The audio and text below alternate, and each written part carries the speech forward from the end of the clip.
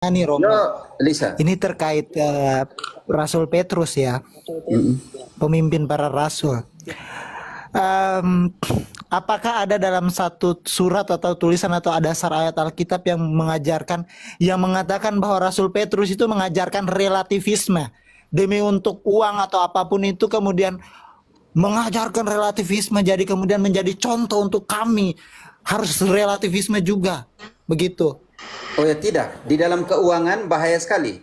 Kisah 5 ayat 1 sampai selanjutnya, ayat 1 sampai 10, di situ ada relativisme karena uang. Karena sudah menjual tanah, Ananias dan istrinya tidak mau menyerahkan. Semua dalam pengertian mereka menipu Roh Kudus. Hasilnya apa? Petrus melawan dosa pertama di dalam gereja perdana, yaitu Mamon. Kisah 5 ayat 1 sampai 10. Rusak. Kisah 5. Ada seorang lain yang bernama Ananias.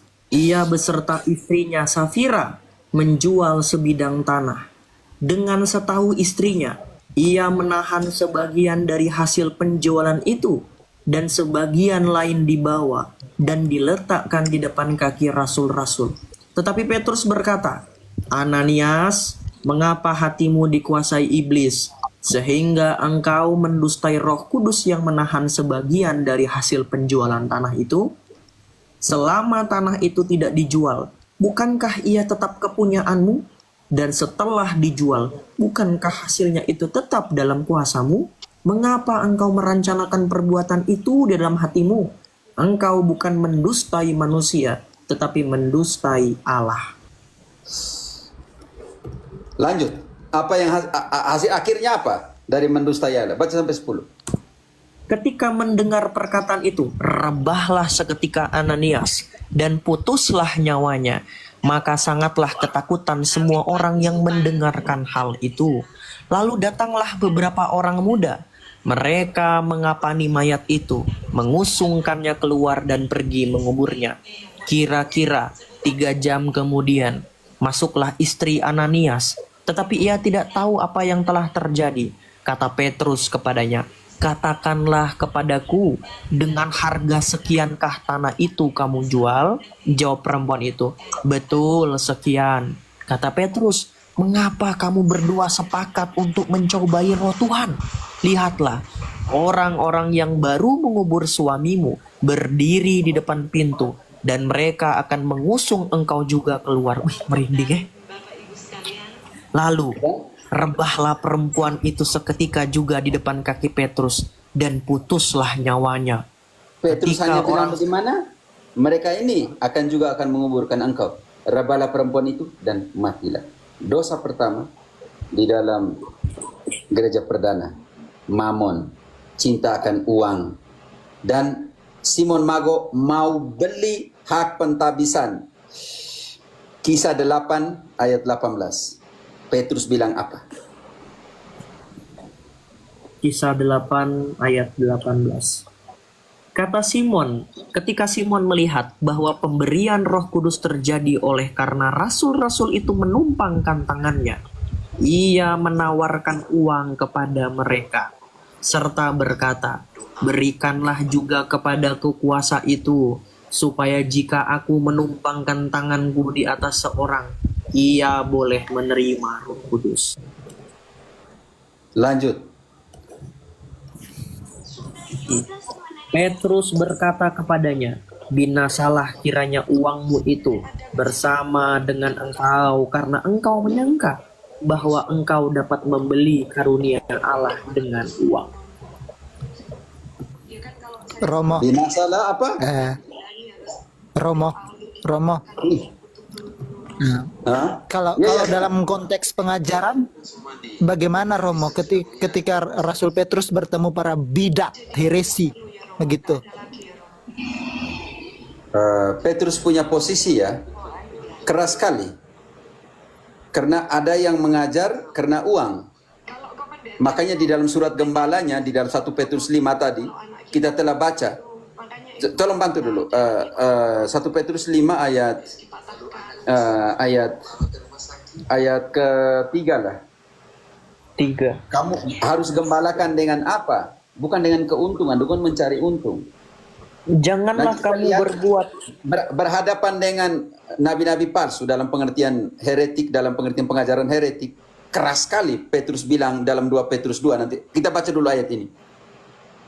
Janganlah kamu berbuat seolah-olah kamu mau memerintah atas mereka yang dipercayakan kepadamu. Tetapi hendaklah kamu menjadi teladan bagi kawanan domba itu. Ayat tadi ayat 3 ya, ayat 2-nya. Ya. Gembalakanlah kawanan domba Allah yang ada padamu, jangan dengan paksaan, tetapi dengan sukarela sesuai dengan kehendak Allah, dan jangan karena mau mencari keuntungan, tetapi dengan pengabdian diri. Karena itu dalam suratnya 2 Petrus 2 ayat 1 sampai 5 kalau tidak salah, menantang semua guru-guru palsu. Bagaimana nabi-nabi palsu dahulu tampil di tengah-tengah umat Allah, demikian pula di antara kamu akan ada guru-guru palsu. Mereka akan memasukkan pengajaran-pengajaran sesat yang membinasakan. Bahkan mereka akan menyangkal penguasa yang telah menembus mereka. Dengan jalan demikian, segera mendatangkan kebinasaan atas diri mereka. Banyak orang yang akan mengikuti cara hidup mereka yang dikuasai Banyak hawa orang yang nafsu. ikut mereka dari bawah. Ini tidak salah, Edis tidak salah, apa semua. Banyak yang ikut. Oke, lanjut. Karena mereka, jalan kebenaran akan dihujat. Lanjut. Dan karena keserakahan guru-guru palsu itu akan berusaha mencari untung dari kamu dengan cerita-cerita isapan jempol mereka. Tetapi untuk perbuatan mereka, itu hukuman telah lama tersedia dan kebinasaan tidak akan tertunda. Sebab jikalau tidak menyayangkan malaikat-malaikat yang berbuat dosa, tetapi melemparkan mereka ke dalam neraka, dan dengan demikian menyerahkan ke dalam gua-gua yang gelap untuk menyimpan mereka sampai hari penghakiman. Dan jikalau Allah tidak menyayangkan dunia purba, tetapi hanya menyelamatkan Nuh, pemberita kebenaran itu, dengan 7 orang lain ketika ia mendatangkan air bah atas dunia orang-orang yang fasik. Dan jikalau Allah membinasakan kota Sodom dan Gomora dengan api, dan dengan demikian memusnahkan dan menjadikan suatu peringatan untuk mereka hidup fasik di masa-masa kemudian, tetapi ia menyelamatkan Lot, orang yang benar, yang terus-menerus menderita oleh cara hidup orang-orang yang tak mengenal hukum dan yang hanya mengikuti hawa nafsu mereka saja. Oke, dalam pengertian mereka meninggalkan yang benar dan semua. Kalau tidak salah ayat 15 coba. Guru-guru palsu ini. Ayat 15. Oleh karena mereka telah meninggalkan jalan yang benar, maka tersesatlah mereka, lalu mengikuti jalan Bileam anak Beor, yang suka menerima upah untuk perbuatan-perbuatan yang jahat. Ayat 17 kalau tidak salah. Guru-guru palsu ini. Guru palsu itu adalah seperti mata air yang kering, seperti kabut yang dihalaukan taufan. Bagi mereka telah tersedia tempat dalam kegelapan yang paling dahsyat, sebab mereka mengucapkan kata-kata yang congkak dan hampa, dan mempergunakan hawa nafsu cabul untuk memikat orang-orang baru saja, melepaskan diri mereka yang hidup dalam kesesatan. Lanjut 19. Mereka menjanjikan kemerdekaan kepada orang-orang lain, padahal mereka sendiri adalah hamba-hamba kebinasaan. Karena siapa yang dikalahkan orang, ia adalah hamba orang itu. 20. Jika mereka oleh pengenalan mereka akan Tuhan dan Juru Selamat kita, Artinya, Yesus pengetahuan Kristus, mereka akan Tuhan Yesus, contohnya mereka. Karena pengetahuan mereka akan Tuhan Yesus Kristus, Yesus. karena siapa yang dikalahkan orang yang adalah hamba orang itu. Ya? Coba kembali ayat 20 untuk belum baca baik-baik. Sebab jika mereka oleh pengenalan mereka akan Tuhan dan Juru Selamat kita Yesus Kristus telah melepaskan diri dari kecemaran-kecemaran dunia, tetapi terlibat lagi di dalamnya, Tetapi mereka terlibat Ma- lagi di dalamnya, maka akhirnya keadaan mereka lebih buruk daripada yang semula. sampai 22 dari 21 dulu. Karena itu, bagi mereka adalah lebih baik jika mereka tidak pernah mengenal jalan kebenaran daripada mengenalnya, tetapi kemudian berbalik dari perintah kudus yang disampaikan kepada mereka. Bagi mereka cocok apa yang dikatakan peribahasa yang benar itu. Anjing kembali lagi ke muntahnya, dan babi yang mandi kembali ke dalam kubangannya. Ay, Keras keras. banget. Petrus keras. Makanya engkau bilang doktrin, Petrus, guru-guru palsu yang ajar yang tidak sesuai dengan yang mereka ajarkan. Ini loh kata Petrus. Pio. Ya, betul. Ya, Romo pamit, silakan Romo pamit. Kai pamit, omong dulu kok, saya capek, saya ke belakang dulu. Tidak, dia itu umpan saja Tuhan. Saya lebih cocok bertanya itu, macam Pio. Tanya ke Pio nih, tanya ke Pio supaya Pio jawab. Paroki virtual itu.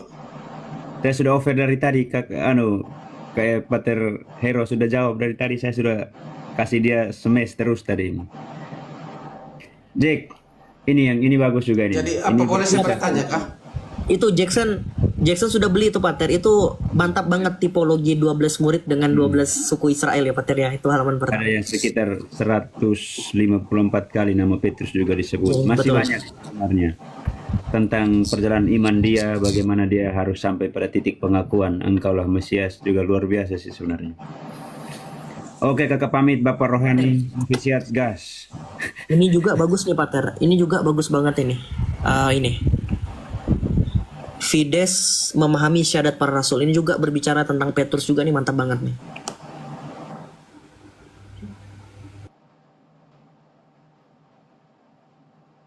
Mungkin ini Romo, biar Saya aku mau dulu. tanya ini, saya mau tanya, kafe. Hero. Tes Hero.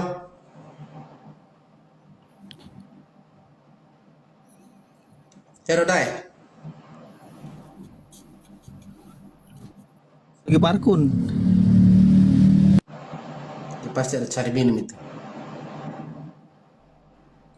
Baik teman-teman, yang saya Jelaskan, menjelaskan begini teman-teman. Iya, iya, iya. Doktrin Luther tentang hanya iman itu sesungguhnya menolak inkarnasi Allah yang menjadi manusia. Pembenaran hanya oleh iman itu juga sebenarnya merendahkan Allah yang Maha Kuasa yang menciptakan manusia dengan melebihi ciptaan yang lain karena akal budi.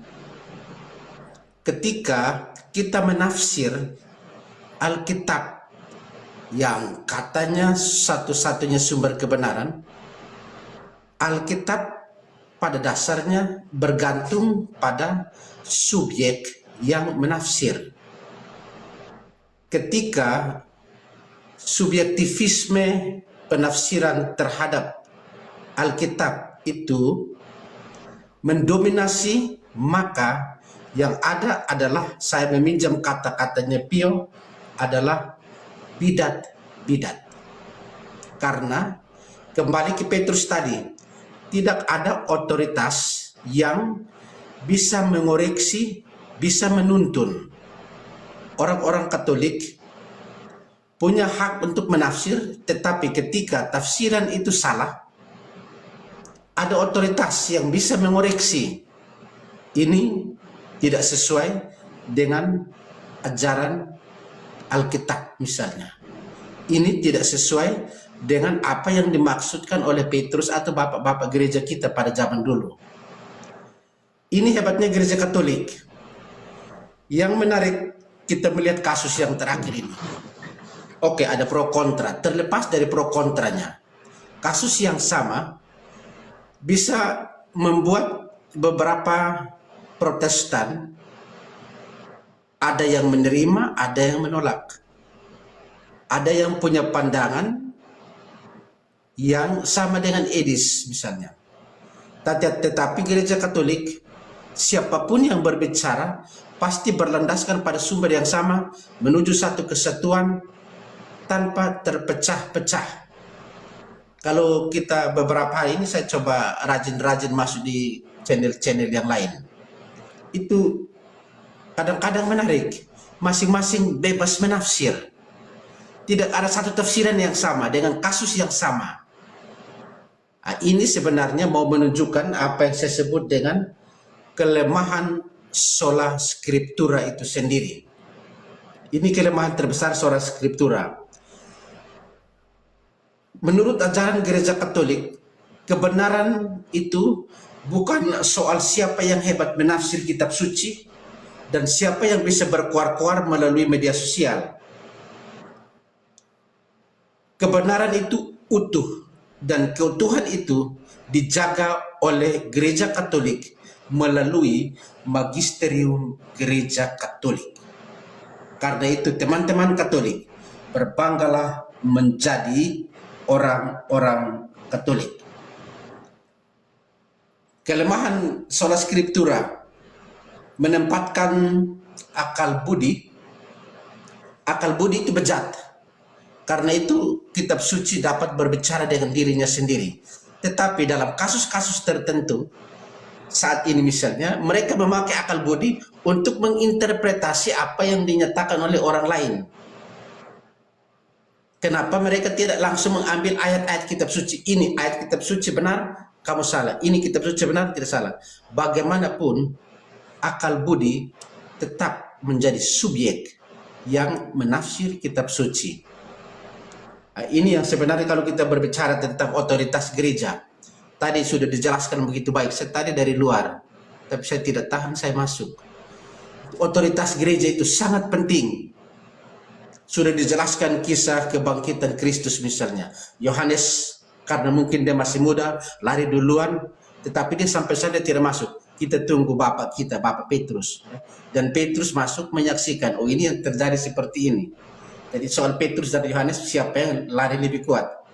Saya bayangkan waktu itu kalau Yohanes itu Protestan, pasti dia masuk dan dia keluar, itu dia karang bebas. Merendahkan otoritas Petrus.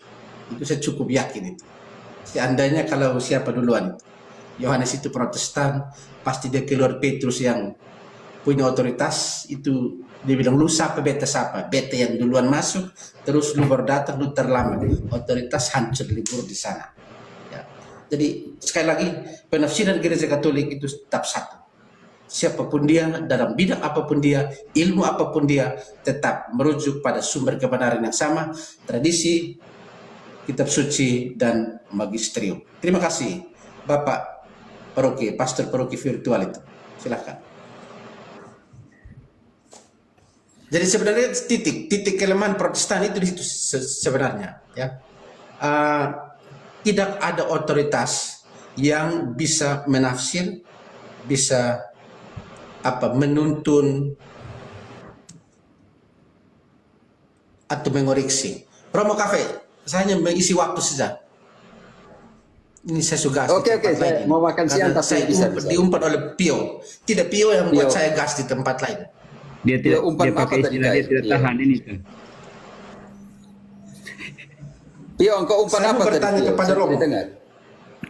Oh ya, Kak, Dia umpan silakan. kata bidat itu, akhirnya saya masuk di bidat semua. Dia punya password itu. Password itu, dia punya password itu bidat. Santo Robert Bellarmino kan Romo ya, palunya para bidat begitu. Jadi kita Tapi harus engkau harus jadi aku terinspirasi Kristosomus. sebenarnya. Mulut emas, Pio. Engkau harus seperti Santo Kristosomus. Yesus Thomas. Yohanes. Ya, Kristosomus, mulut Oh, emas. waduh. Khotbahnya begitu, aku harus jadi mulut emas kau nih. Tidak, dia cocok Robertus Bellarminus. Perempuan itu dia cocok di situ. Engkau tidak mau jadi Dia Kristosomus dari kan? Romo Patris. Iya. Aku mau jadi itu sebenarnya.